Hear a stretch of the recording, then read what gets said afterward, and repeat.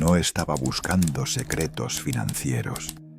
Estaba en el sótano del Archivo Histórico Nacional de Madrid, revisando documentos comerciales del siglo XVIII para un proyecto sobre rutas mercantiles que nunca llegué a terminar. Era febrero de 2018, uno de esos días grises de invierno, cuando los archivos están casi vacíos y los funcionarios te dejan trabajar sin interrupciones porque no hay nadie más que vigilar.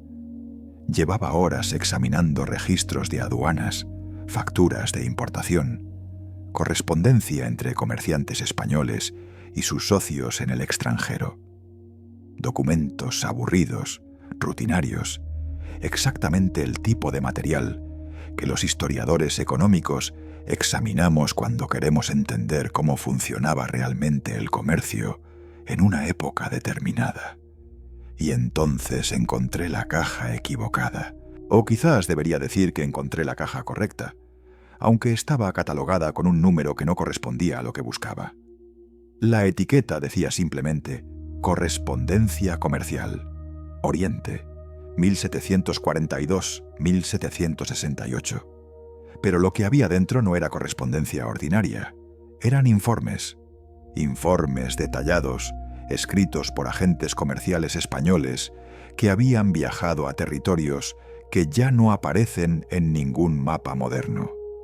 Informes sobre un sistema económico que, según todo lo que me habían enseñado en la universidad, no debería haber existido. El primer documento que saqué de la caja estaba fechado en 1747. Era un informe de un comerciante llamado Francisco de Mendoza y Salazar, dirigido a la Casa de Contratación de Sevilla. El informe describía su viaje a lo que él llamaba los territorios de la Gran Tartaria, específicamente a una ciudad llamada Tobolsk, que según los mapas de la época era la capital de la Tartaria siberiana. Pero no era la geografía lo que me dejó paralizado frente a esa mesa de archivo. Era lo que Mendoza describía sobre cómo funcionaba el dinero en esos territorios.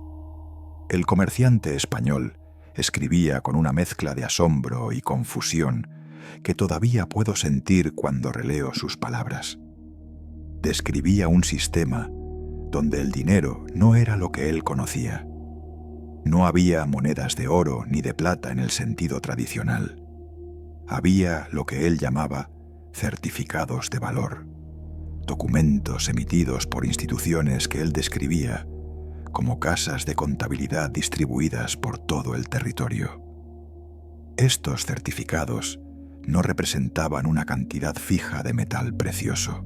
Representaban, según Mendoza intentaba explicar con el vocabulario limitado que tenía para describir algo que nunca había visto, el valor del trabajo realizado y los bienes producidos. Era un sistema donde el dinero no existía antes de que se creara valor. El dinero era creado como registro de ese valor, y el dinero desaparecía cuando el valor era consumido o intercambiado. Me quedé mirando ese documento durante más de una hora, sin atreverme a pasar a la siguiente página, porque lo que Mendoza describía era imposible. Era imposible según la historia económica que yo había estudiado durante una década. Era imposible según la narrativa oficial de cómo evolucionaron los sistemas monetarios. Era un sistema que, de haber existido realmente, habría hecho innecesaria la creación de bancos centrales. Y los bancos centrales, como cualquier economista sabe, son la base del sistema financiero moderno.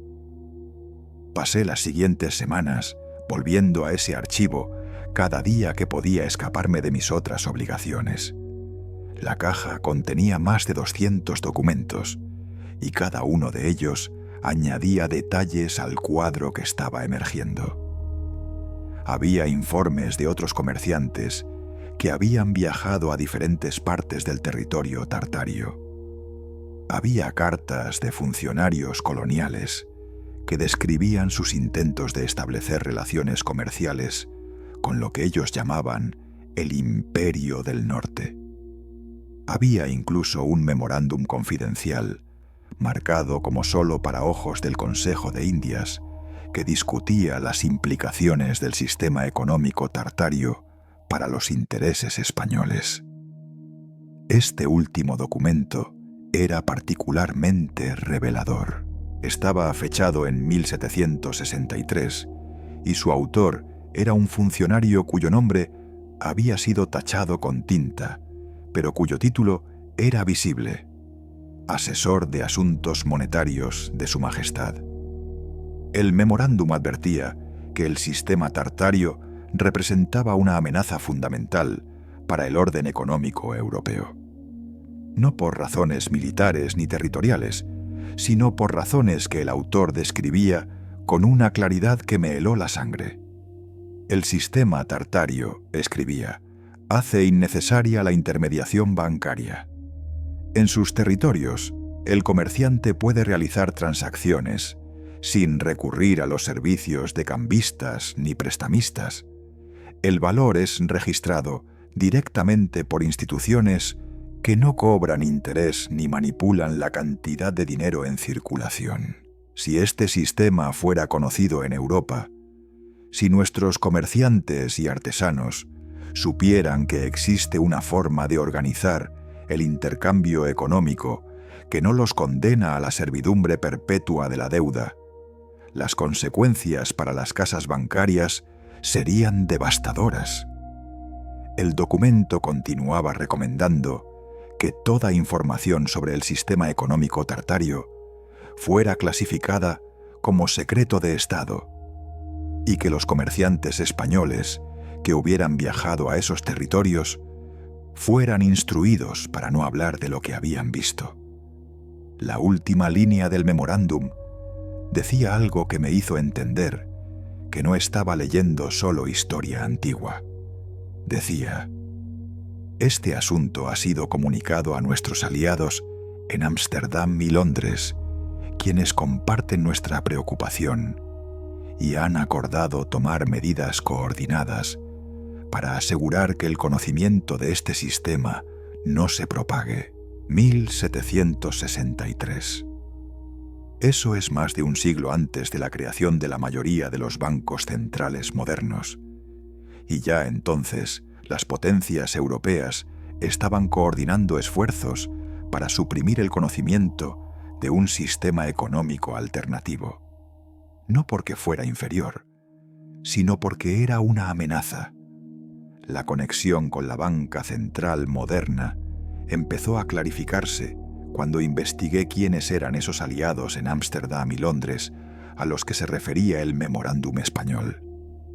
Ámsterdam, en el siglo XVIII, era el centro financiero del mundo. Allí estaba el Banco de Ámsterdam, fundado en 1609, considerado el primer banco central de la historia moderna.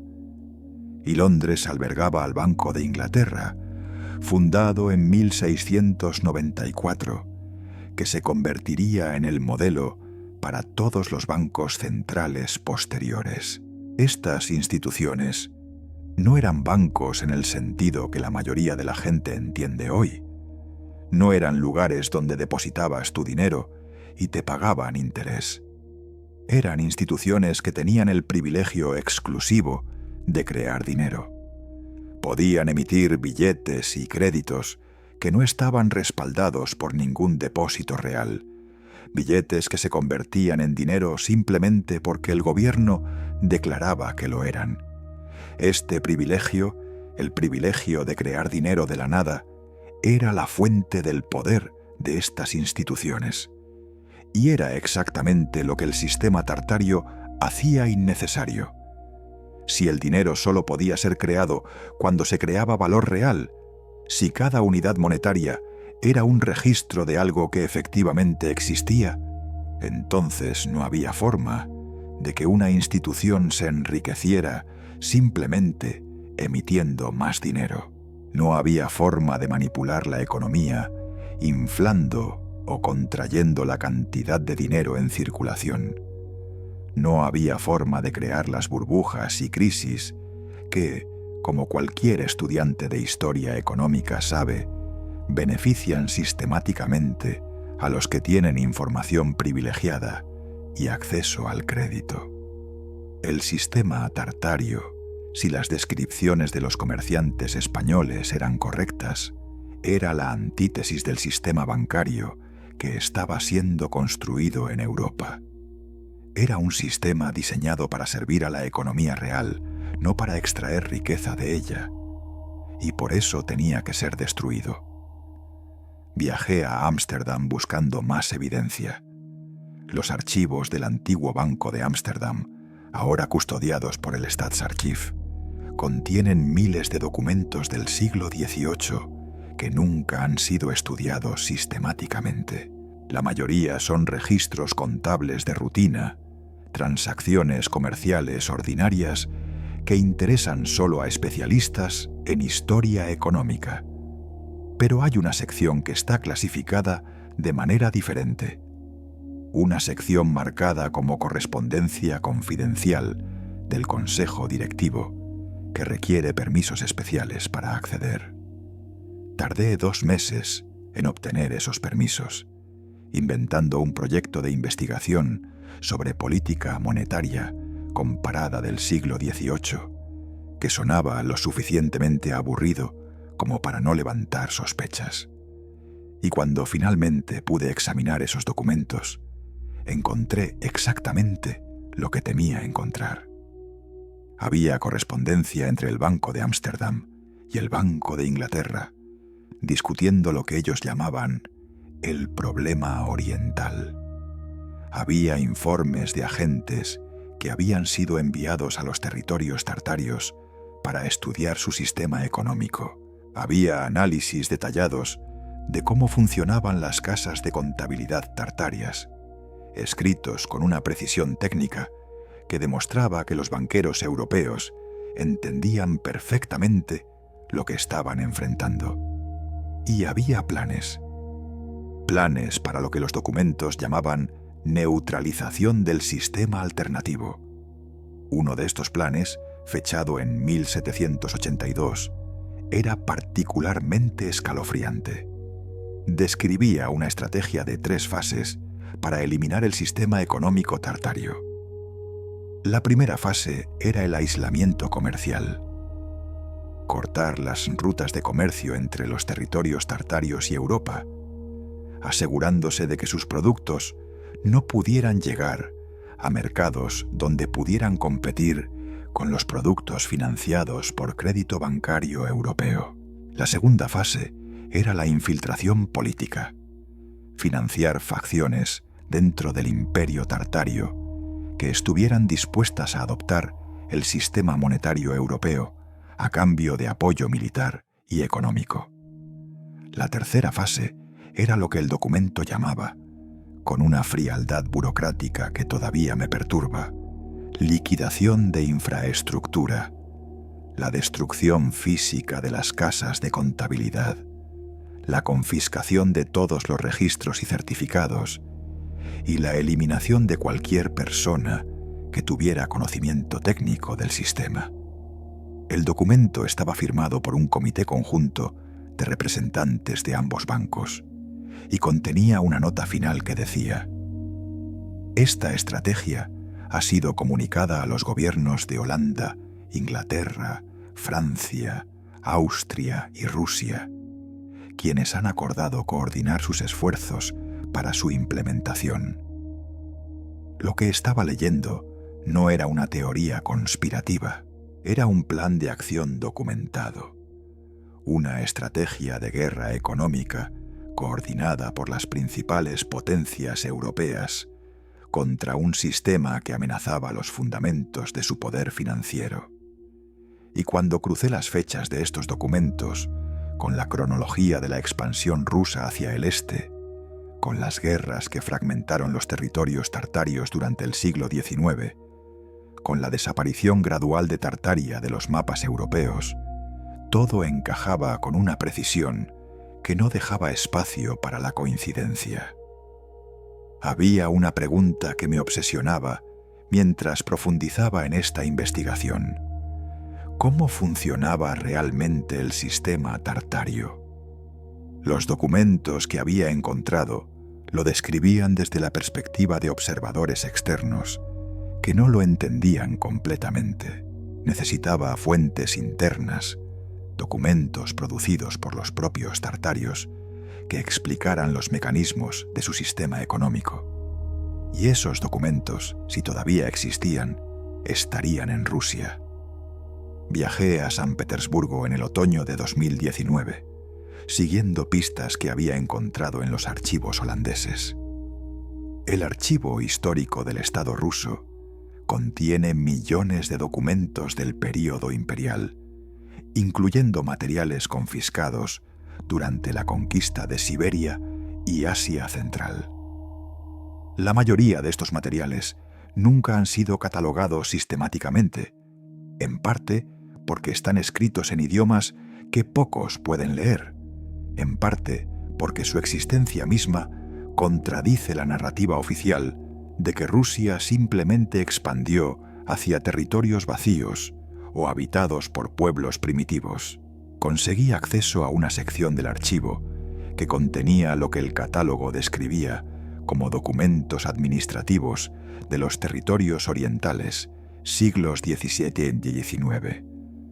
Lo que encontré allí superó todas mis expectativas. Había manuales detallados que explicaban cómo funcionaban las casas de contabilidad tartarias.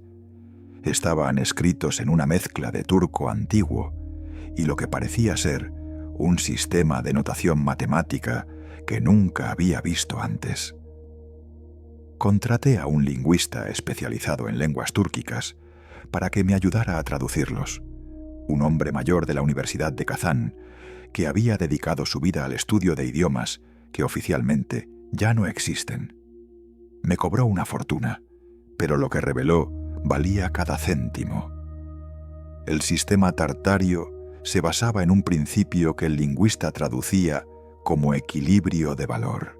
Cada transacción económica era registrada simultáneamente en la casa de contabilidad del lugar donde se realizaba y en una red de casas conectadas que mantenían registros redundantes. El dinero no era creado por una autoridad central, era creado localmente, cuando alguien realizaba trabajo o producía bienes, y era validado por la red de casas que verificaba que el valor declarado correspondía a algo real. Los certificados de valor, esas monedas de papel que los comerciantes europeos habían visto, contenían información codificada que permitía a cualquier casa de la red verificar su autenticidad.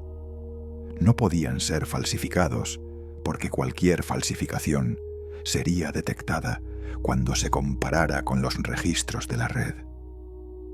No podían ser emitidos en exceso porque cada emisión tenía que corresponder a un valor real registrado, y no podían ser manipulados por ninguna autoridad central porque no había autoridad central. El sistema era una red distribuida donde ningún nodo tenía más poder que los demás.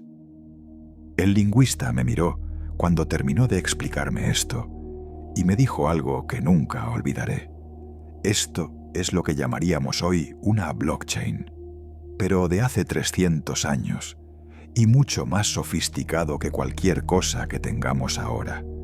La conexión con las criptomonedas modernas no era solo una analogía, era una pista que me llevó a entender por qué el sistema tartario había sido tan completamente suprimido. Cuando Satoshi Nakamoto publicó el white paper de Bitcoin en 2008, presentó una solución técnica al problema de crear dinero sin una autoridad central. Pero lo que Nakamoto describía como una innovación revolucionaria era, según los documentos que yo había encontrado, una reinvención de algo que ya había existido.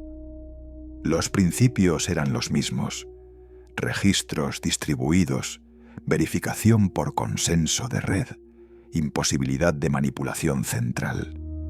La diferencia era que el sistema tartario funcionaba con papel y contabilidad humana en lugar de con computadoras y criptografía, y había funcionado durante siglos antes de ser destruido. Esto me llevó a investigar la reacción de los bancos centrales modernos ante las criptomonedas. Lo que encontré fue un patrón que resultaba escalofriante a la luz de lo que ya sabía. Desde el momento en que Bitcoin empezó a ganar tracción, los bancos centrales de todo el mundo empezaron a atacarlo. No porque fuera usado para actividades ilegales, como afirmaban públicamente, sino porque representaba exactamente la misma amenaza que el sistema tartario había representado 3 siglos antes. El Banco de Pagos Internacionales, esa institución con sede en Basilea, que funciona como el banco central de los bancos centrales, publicó en 2018 un informe sobre criptomonedas que contenía una frase reveladora. El informe decía: los sistemas de dinero descentralizado representan un desafío fundamental para el modelo de intermediación financiera que ha sido la base de la estabilidad económica durante los últimos 3 siglos. Los últimos 3 siglos. Exactamente el período durante el cual el sistema tartario fue destruido y el sistema de bancos centrales fue establecido como el único modelo posible. No era coincidencia, era continuidad. La misma guerra que había sido librada contra Tartaria en el siglo XVIII estaba siendo librada ahora contra cualquier sistema que amenazara el monopolio bancario sobre la creación de dinero. Las tácticas habían cambiado, adaptándose a los tiempos. En lugar de ejércitos y destrucción física, ahora se usaban regulaciones, campañas mediáticas de descrédito, presión sobre plataformas de intercambio. Pero el objetivo era el mismo: eliminar cualquier alternativa. Asegurar que la gente no supiera que existe otra forma de organizar el dinero. Había un aspecto del sistema tartario que los documentos europeos mencionaban repetidamente, pero que no lograban explicar satisfactoriamente: la relación entre el dinero y la energía.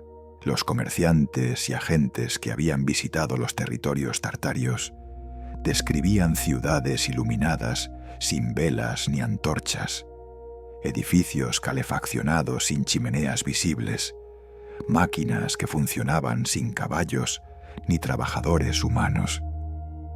Durante mucho tiempo descarté estas descripciones como exageraciones o incomprensiones de viajeros que veían cosas que no podían explicar con su marco conceptual. Pero cuanto más estudiaba los documentos técnicos tartarios, más me daba cuenta de que había una conexión profunda entre su sistema económico y su sistema energético. Los manuales de las casas de contabilidad mencionaban algo que el lingüista traducía como el registro de la fuerza. No era solo el trabajo humano lo que se contabilizaba como valor. Era algo más amplio, algo que incluía lo que hoy llamaríamos energía en todas sus formas. Los edificios tartarios, según estos documentos, estaban diseñados para capturar y canalizar lo que se describía como la fuerza del éter, un concepto que la ciencia moderna rechaza, pero que aparece constantemente en textos técnicos de la época. Y los certificados de valor estaban de alguna manera vinculados a esta fuerza. Su validez dependía no solo de los registros contables, sino de una verificación energética que los documentos describían, pero que yo no podía entender completamente. Consulté con un físico de la Universidad Complutense que había estudiado las teorías del éter del siglo XIX. Le mostré las descripciones de los documentos tartarios sin contarle de dónde venían. Su reacción fue inesperada. Me dijo que lo que yo le estaba describiendo sonaba como un sistema de contabilidad energética, un concepto que algunos economistas heterodoxos habían propuesto en el siglo XX como alternativa al sistema monetario basado en deuda. La idea era que el dinero debería representar energía real, no promesas abstractas de pago futuro. Cada unidad monetaria correspondería a una cantidad específica de energía, y la cantidad total de dinero en circulación estaría limitada por la cantidad de energía disponible. Era un sistema que habría hecho imposible la inflación, las burbujas especulativas y las crisis financieras artificiales. Pero era también un sistema que habría hecho innecesarios a los bancos.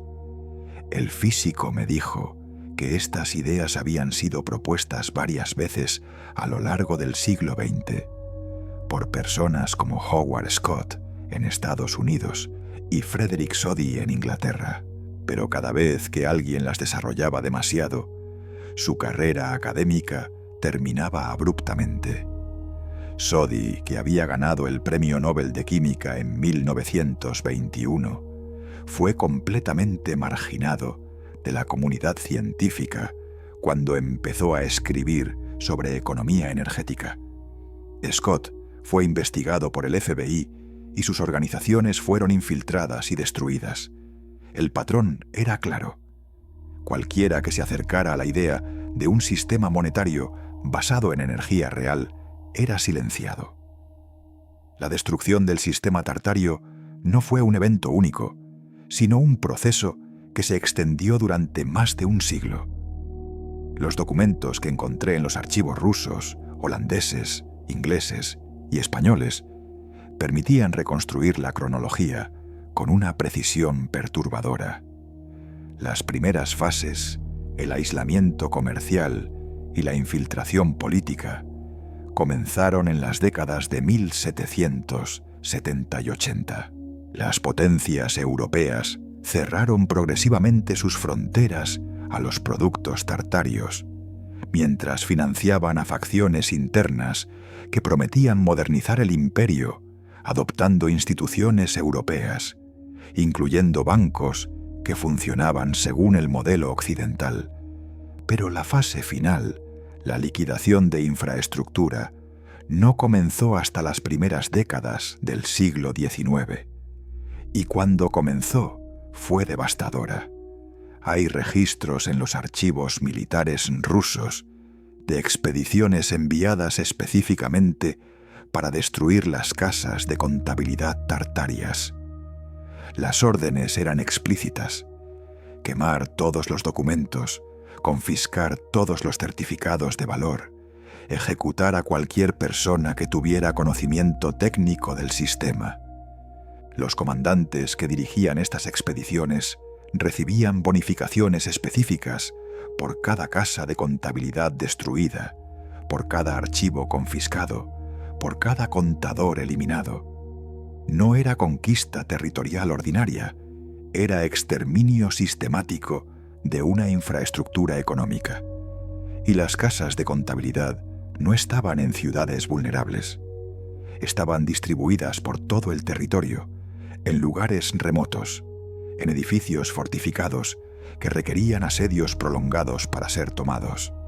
La resistencia fue feroz. Hay documentos que describen batallas que duraron semanas por el control de una sola casa de contabilidad. Batallas donde los defensores luchaban hasta la muerte para proteger registros que los atacantes estaban decididos a destruir. Los comandantes rusos no entendían por qué los tartarios defendían simples edificios administrativos con tanta desesperación.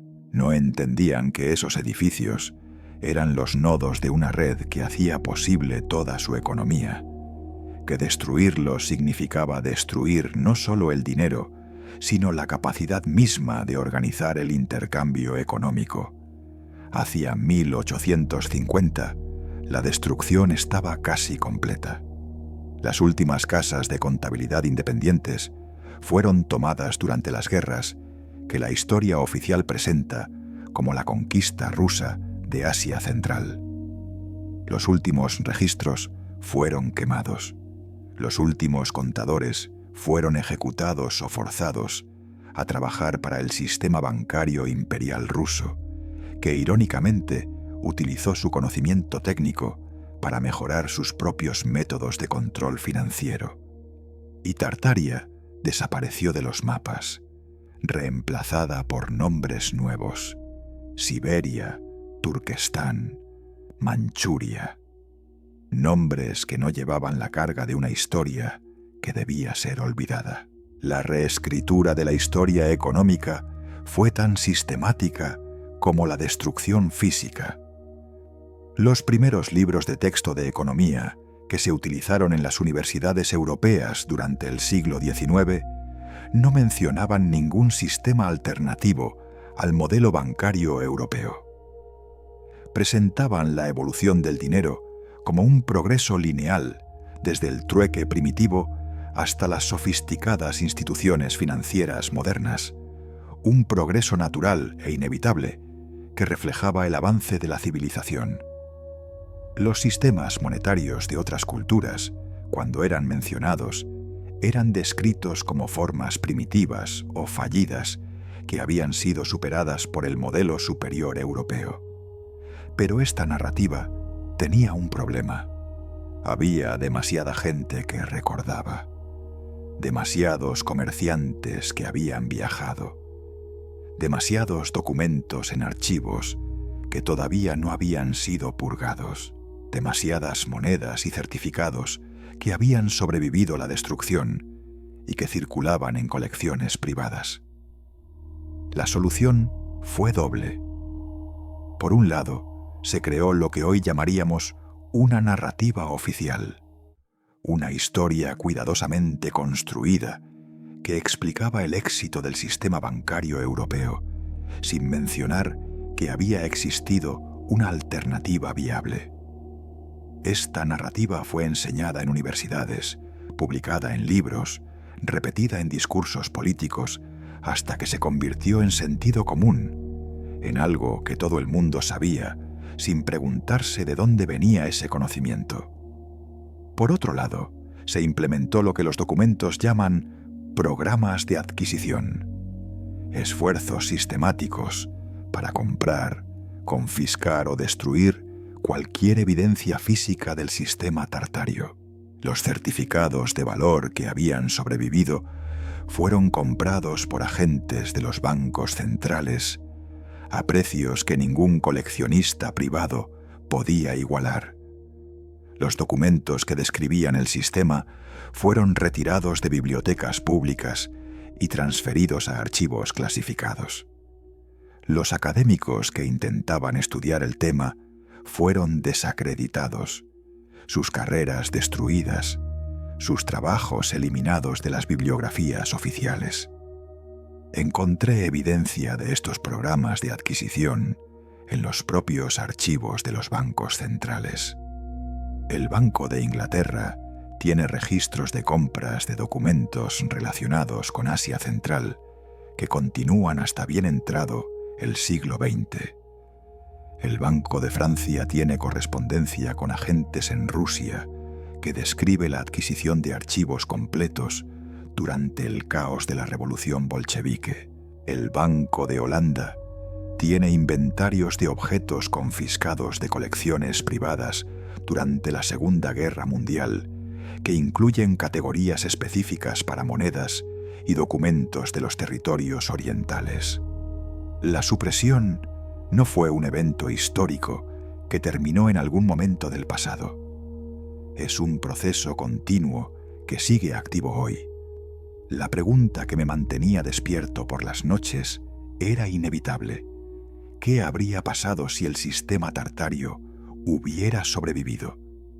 ¿Cómo sería el mundo hoy si existiera una alternativa funcional al sistema bancario que nos gobierna? Las implicaciones son casi demasiado grandes para contemplar. En un sistema donde el dinero es creado por bancos como deuda, toda la economía está estructurada alrededor del pago de esa deuda. Los gobiernos se endeudan para financiar sus operaciones y luego tienen que cobrar impuestos a sus ciudadanos para pagar los intereses. Las empresas se endeudan para expandirse y luego tienen que explotar a sus trabajadores y al medio ambiente para generar los beneficios que les permitan pagar. Las personas se endeudan para comprar casas, coches, educación, y luego pasan sus vidas trabajando para devolver lo que deben.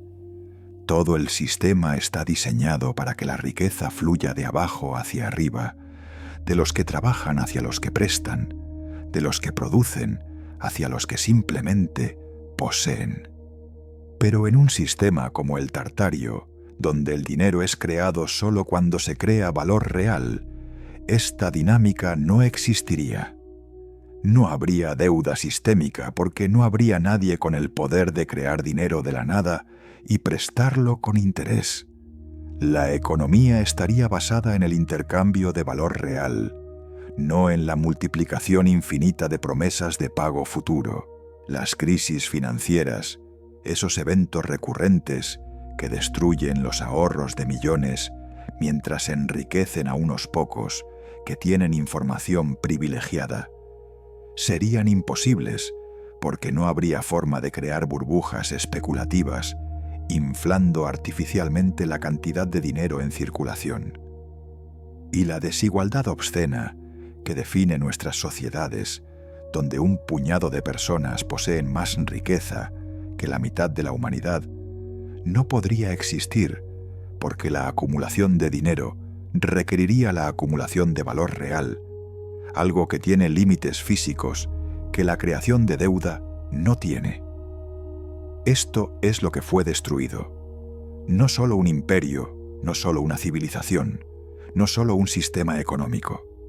Fue destruida la posibilidad de un mundo diferente. Un mundo donde el dinero sirviera a las personas en lugar de esclavizarlas. Un mundo donde el trabajo creara riqueza para quien lo realizaba en lugar de para quien prestaba el dinero que lo financiaba. Un mundo donde las crisis y las guerras no fueran rentables para nadie y por lo tanto no ocurrieran. Y los que destruyeron esa posibilidad son los mismos que escribieron la historia que nos enseñan, los mismos que controlan las instituciones que definen lo que es verdad, los mismos que hoy luchan contra cualquier alternativa que amenace su monopolio sobre la creación de dinero. Hay un documento en los archivos del Banco de Pagos Internacionales, en Basilea, que resume todo lo que he descubierto con una claridad que me dejó sin aliento cuando lo encontré. Es un memorándum interno fechado en 1930, apenas un año después de la creación del banco. El documento discute lo que llama lecciones históricas para el mantenimiento de la estabilidad monetaria y dedica varias páginas a lo que describe como el problema tartario del siglo XIX. El autor del memorándum, cuyo nombre está censurado, pero cuyo cargo era claramente alto en la institución, escribía con la franqueza brutal que caracteriza a los documentos que nunca fueron destinados a ser leídos por el público. Describía el sistema económico tartario como la mayor amenaza que el modelo bancario europeo enfrentó en su historia. Describía la destrucción de ese sistema como un logro fundamental que había permitido la expansión global del modelo de banca central. Y describía las medidas que se habían tomado para asegurar que el conocimiento de ese sistema alternativo nunca resurgiera. La destrucción de archivos, la supresión de investigaciones académicas, la eliminación de evidencia física. Pero lo más perturbador del documento era su sección final, titulada Riesgos futuros.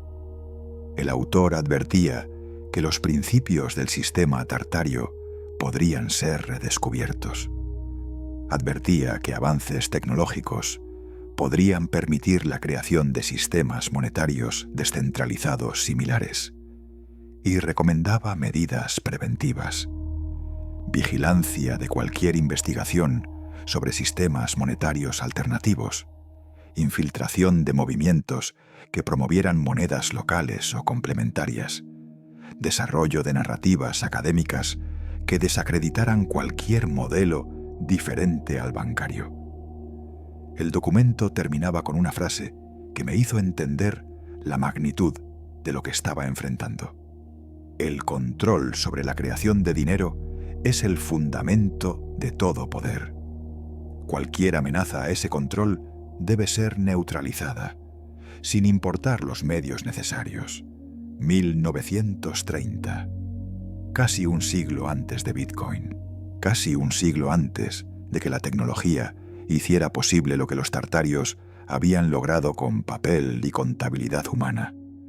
Y ya entonces los bancos centrales estaban preparándose para destruir cualquier alternativa antes de que pudiera emerger. Esta investigación me ha costado más de lo que esperaba cuando empecé. No voy a entrar en detalles sobre las dificultades que he enfrentado. Los accesos a archivos que fueron revocados sin explicación, los colegas que dejaron de responder mis correos, las conferencias a las que dejé de ser invitado, los artículos que fueron rechazados por revistas que antes publicaban mi trabajo regularmente. Basta decir que he aprendido de primera mano que el sistema de supresión que se implementó hace 3 siglos sigue funcionando hoy. Pero lo que he perdido en términos de carrera académica y reputación profesional, lo he ganado en comprensión. Ahora entiendo por qué el mundo funciona como funciona. Entiendo por qué trabajamos cada vez más duro y tenemos cada vez menos. Entiendo por qué las crisis financieras se repiten cíclicamente, enriqueciendo a los mismos y empobreciendo a los mismos cada vez. Entiendo por qué las guerras nunca terminan, por qué la pobreza persiste a pesar del aumento de la productividad, por qué la deuda crece exponencialmente mientras la riqueza se concentra en cada vez menos manos. Todo es parte del mismo sistema. Un sistema que fue impuesto por la fuerza hace 3 siglos, cuando el sistema alternativo fue destruido. Un sistema que se presenta como natural e inevitable, pero que es en realidad una construcción histórica, producto de decisiones conscientes, tomadas por personas identificables, para beneficiar sus propios intereses, y un sistema que puede ser cambiado si suficientes personas entienden cómo funciona y qué fue lo que nos quitaron. Los certificados tartarios que todavía existen en algunas colecciones privadas, los documentos que sobrevivieron en archivos olvidados, los principios que están siendo redescubiertos en el movimiento de criptomonedas, todo esto es evidencia de que hubo otro camino, de que hay otro camino, de que el sistema que nos gobierna no es el único posible ni el mejor posible, sino simplemente el que fue impuesto por quienes tenían el poder para destruir las alternativas. La próxima vez que pagues intereses sobre un préstamo, la próxima vez que veas que el dinero que tenías ahorrado vale menos que el año pasado, la próxima vez que te preguntes por qué trabajas tanto y tienes tan poco, mientras otros que no trabajan tienen tanto, recuerda que no siempre fue así.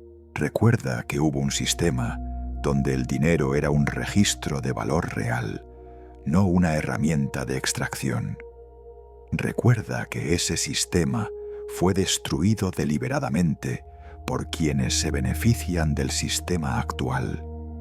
Y recuerda que mientras quede la memoria de lo que existió, mientras quede la comprensión de cómo funcionaba, la posibilidad de recuperarlo no está perdida. Los bancos centrales destruyeron Tartaria, pero no pudieron destruir completamente el conocimiento de lo que Tartaria representaba. Y ese conocimiento, guardado en archivos polvorientos, escondido en documentos que nadie lee, redescubierto por investigadores que pagan el precio de su curiosidad, es la mayor amenaza que el sistema bancario enfrenta. No porque vaya a derribarlo mañana, sino porque demuestra que hay alternativas. Y en un sistema que depende de que la gente crea que no hay alternativas, esa demostración es revolucionaria.